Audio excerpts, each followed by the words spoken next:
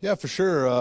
They're a really good team with a really great coaching staff. So you know that they've made adjustments to be better tonight, and so have we. Our mentality has to be the same as there, and I guess the importance of this game is as important for us as it is for them. And we've made some adjustments too. There were areas that we feel like we could get better at, just like them, and it makes it's going to make for a great hockey game, and it's what playoff hockey is all about. So we're excited for tonight's matchup. It was great to get that first win, but we know it's just one win, and it takes 4 to win a series, and they're going to battle back. So we got to be ready to start off the game. How do you think your line held up in game one? It did all right. I mean, we've had our chances, but we haven't got many results so far in the playoffs. But we just gotta stay with it and find ways to create more offense and chip in when we can. Obviously, we're 3 guys that can chip in, and so we gotta do what we can to get results this time of year. Milan, you guys saw what the Sharks did after losing and making that huge push in the first 5-10 minutes of the game. Probably expecting the same from the Ducks tonight. Yeah, for sure. Those are the lessons that you learn through a season and even through a playoffs, is especially for a young team. You can't dwell on a win, and there's no carryovers. It's not Champions League soccer where there's an aggregate. So it's 0-0 going into tonight, and the urgency and the competitiveness goes up a level, up another level as the series goes on, and we expect that here tonight. You've seen all your long players try and shadow Connor to a certain degree, but were even you guys a little bit surprised by just how close Ryan Kessler stuck to him every shift that first 2 periods? Did that even surprise you a little bit? Yeah and no. You knew it was gonna be a part of their game plan. I mean, every team's game plan against us is definitely, shutting him down, and that's where the rest of us need to pick up our game and, you know, play well and contribute because other teams are keying on him so much, and sometimes, like you said, maybe a little over the top. But if that's a part of their game plan, it's a part of their game plan.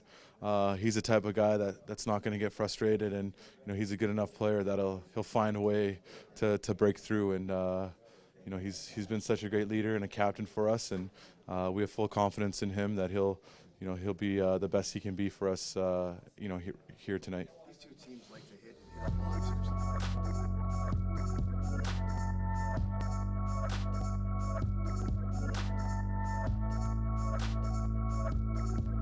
Big, especially because both power plays can be deadly. And you talk about the playoffs. Discipline is a huge part of every game and every series, and we've talked about it, especially after last series, and we also talked about keeping our competitiveness and our finish checks and physicalness up as far as the series goes, but definitely trying to keep it under control where you're not spending the whole night in the box. You were on the ice a lot of years.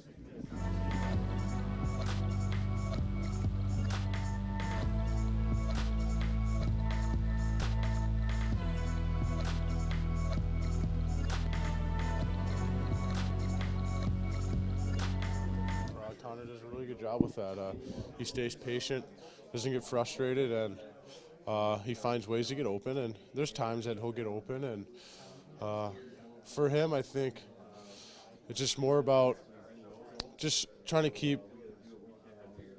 stay in it as much as you can, because he is close to you, and it is frustrating. It's even frustrating for us to watch because it's just kind of a thing that he does, and he does a really good job with that. Kess is a really good player at that. He's a good shutdown guy, and that's why he's up for the Silky. But I think the good thing about Connor, and that's why he's an elite player, he finds ways. How do you think you would do with Kessler following you around that closely, game in, game out, from a frustration standpoint?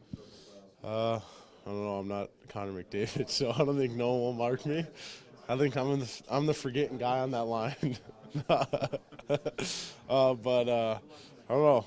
I never had that before, but I think it would be, for me, I would probably feed off that. I don't know. I think Connor feeds off that too, and I think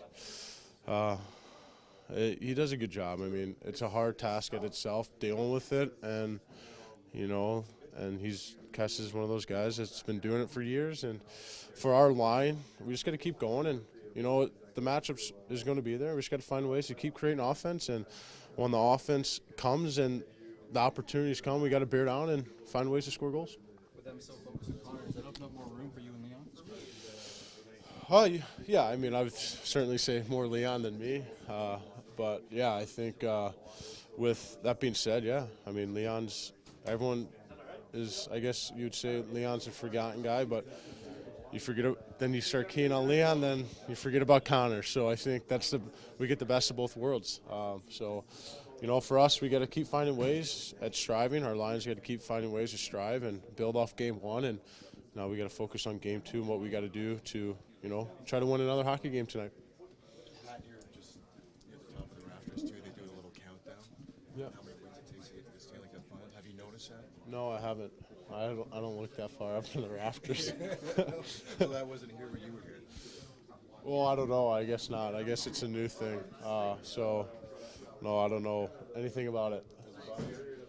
No, not at all. It shouldn't affect us at all. I mean, that's something they do, and that's something their fans are probably doing, and so their media. So I mean, that's good for them. So we just gotta. I'm not really worried about that at all. Hey, Pat, Randy Carlisle said that they addressed their discipline. How tricky might it be tonight to try to goad the Ducks into more penalties? Yeah, I mean, obviously we had, you know, we got to be smart too. We got to be smart. I mean, we talked about it last series, and obviously they talked about it. They touched on it. Randy touched on it too. So I just think for us, you know, it's still going to be an intense game and a physical game, so we got to be ready. But I think it's just more about the little stuff after the whistles and finding ways to be disciplined and not getting the extra punching. How tough is it when a guy gives you a whack and the ref doesn't see it, not to give one back or a face wash or anything like that? It's frustrating at times, but you know that's where you got to stay disciplined. That the first one they don't see, but they always see the second one. So you got to find ways to not get involved and not get engaged and just play hard. You know, play between the whistles, and that's just playing hard. And you know, if you get a shot on that, just go there, stop, just get away, and that's it. You know, you don't need to add the extra stuff, extra punch, or get engaged into it. So we just got to find ways to keep doing that.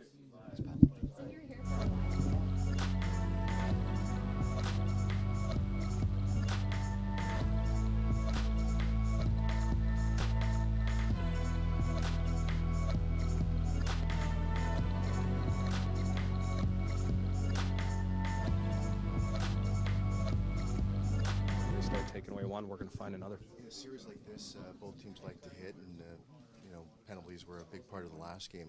How much of an emphasis is on discipline as the series progresses? Well, no doubt. You know, we had issues with that in San Jose and had a couple games get away from us because of it. You know, we kind of want to take that approach of it's got to be a way for us to be a form of our toughness. If they're going to take liberties on some of our skill guys, we have to continue to score on the power play. Hopefully backs them off some of our skill guys, makes them think twice about taking penalties. But if we're going, you know, 0 for 5, 0 for 6 night after night with no repercussions, they're going to continue to take liberties, and we have to, as a power play, kind of step up for the team in that way. What our fans have noticed is just via social media, but they near the top of the rafters in Anaheim, they have the little countdown, how many wins it takes to get the Stanley Cup final, and they cross out the numbers. I don't know if you've seen that near the top of the rafters. Have you noticed that? Yeah, I've seen it. It doesn't add any extra fuel or anything like that. Each team's got their own way of tracking wins or counting down, or that's just something here. It's something fun for their fans, but by no means, you know, does that add an extra spark for us. Players are superstitious, so I mean, would you like that in your own rink? Well, I had a buddy.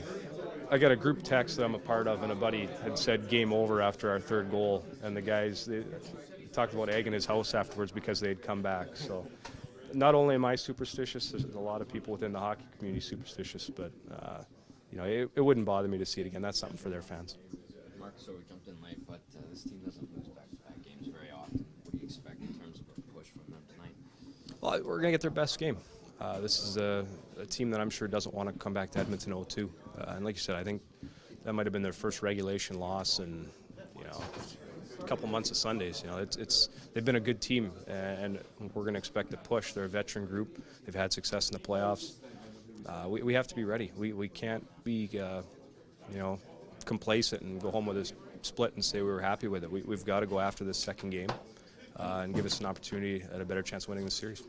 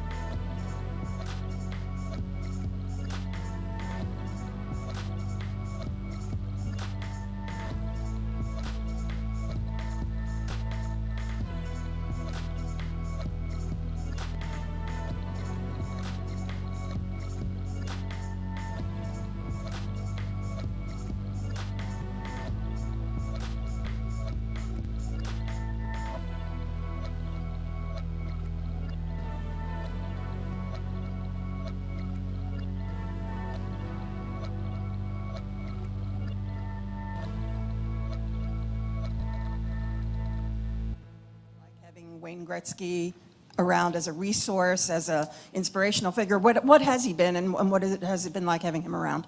It's been tremendous having him around. Everybody knows of Wayne, but nobody really around our group knew Wayne personally. So we know him now that way, and he's a tremendous asset for our group. He's not, he's not running around the locker room telling people they need to do this or do that. He's sharing his experiences with us as a staff, with the players, and he's got such a positive mindset that it kind of rubs off on everybody. So we're fortunate to have him. If his passion level, and I'm sure it was anywhere close when he played to what it is now, it would have been through the roof. He just loves the game and he likes being around the team. Todd, Milan Lucic just said he's never seen a player get checked as tightly as McDavid did in Game 1. Should the offensive expectations the rest of the world has on McDavid change if that's the way Anaheim is going to pay that close attention to him? Well, that's the way Anaheim's going to pay. They're going to play that way and they're going to pay that much attention to him. So we know that. That's a given. We go on and play. And, right now I think he's somewhere 2 or 3 in scoring on our team. We're in the second round. We're ahead in the series, so it can't be all that bad. And he's getting smarter with it. He knows where to go and how to handle it. Not always to his benefit, sometimes to others. Todd, over here. How do you think the Nugent-Hopkins line handled Game 1? I thought they were fine. They did some good things. The match part of it, it was random on their behalf, the way that Anaheim had their line set up, and as much as was going on between the two teams, getting different guys on the ice, I thought they did a real admirable job. Luch was physical, Nuge was detailed, Ebbs handled the puck well, all played to their strengths. Todd, in terms of your team's confidence level, its belief, how has that grown during the course of the regular season and into the playoffs to this point? Well, it has, and I think it started, for the media in Edmonton, we've talked about this, it started 2 years ago at training camp where we tried to strengthen the mental aspect of our team and our game individually and collectively, and it's grown. It continues to grow. We've been able to have a number of different experiences throughout the year, both good and bad, that we've been able to work our way through. Our leadership group, I believe, is stronger now than it's ever been, and that certainly helps. Particularly in the playoffs now, we have experience. We now have experience. We've just played a 6-game series where we were down after Game 1. We know how we responded, how well we played that next night. So we know what Anaheim's going to come after us with. We also know and learned, at least I believe we have, what it's like to be up and you get a little too comfortable. It ends up being 7-0. So we have experience now. We can draw on it, and it doesn't guarantee results one way or the other, but at least you have something to draw on. Todd, over to your left here. Left. A little bit bigger question, but how do you best describe what this playoff run has done to Edmonton itself, the city? Well, I would go beyond Edmonton, and I would include Northern Alberta. And, I'm from Saskatchewan, a lot of Saskatchewan as well. But it is, it's energized the community, at least from my perspective. We've been so wrapped up in the series. You don't get out a lot. You don't get a lot of free time, but you can feel the energy driving in the city from the airport to the rink, a lot of people waving, and just the pleasure level's gone way up in Edmonton. So that part of it is exciting for our group. It's something that we want, obviously, to continue and capture when we get home, but our 7th man has been tremendous. They've been behind us a lot longer than this playoff run. Over here. The Ducks have said that Kevin Bieksa is not going to play tonight. They've been non-committal as far as Sammy Vatanen or Corbinian Holzer coming in. How does that change your preparation for this game? Not a lot. And I say that with a lot of respect to Kevin Bieksa. He's obviously a tremendous player, and he's played a lot, his experience, but nothing happens in a 24-hour period to revamp or retool your game. Holzer, who I expect to play, is an experienced defenseman. He's played down the stretch. He played games against us. He's had experience. I don't think it changes dramatically. Their game plan will continue to be the same.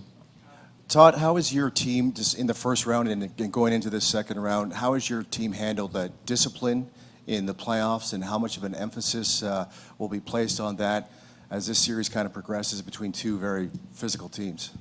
Well, we've kind of had the ups and the downs when it comes to discipline. That first round, we started out on the down end. I think we were 8, 6, and 6 as far as penalty kills go in 3 different games. We've learned some lessons. We've talked about our play in certain situations and our emotional control. Since then, it's been better. I believe it will need to continue to get better, with the scrums and that type of stuff. So, again, we have something to draw upon. We have some experience now. We've learned those lessons. Can we apply them? Todd, what about the maturity level of Benning and Kajula a year ago, where they were not even signed to where they are now? Yeah, it's a big step for both of those young men. Drake did play in a championship, although the college game is so different than what we go through with playoff series. It's been a long time since he's been involved in that, but they were ready to play. They were men when they showed up at training camp. They were confident in their skills. We were prepared to give them an opportunity, and they made good on it. And they're maturing very quickly. And our factors they're not just jerseys. They just don't play and or dress and sit and watch and gain experience. They play, and they're factors in the games. Todd, you used McDavid's line quite a bit in the defensive zone to start last game. When Leon's as dominant in the faceoff circle as he has been, how much of a factor does that play in that kind of subtle matchup game that you're involved in? That plays in it a lot. That's why they were out there. He was our best faceoff guy on that left side, and that's why he was there. Is McDavid going to be better for this? I mean, you're not getting away from the Kessler matchup in this building. Sometimes you are, but not that often. At the end of this thing, is this an experience he needs to go through? Well, we didn't come here to win the McDavid-Kessler matchup. We came here to win the series. So I'll let you know when the series is over if we're all better for it. Connor is going to, he's going to grow from this experience. And he'll be just fine.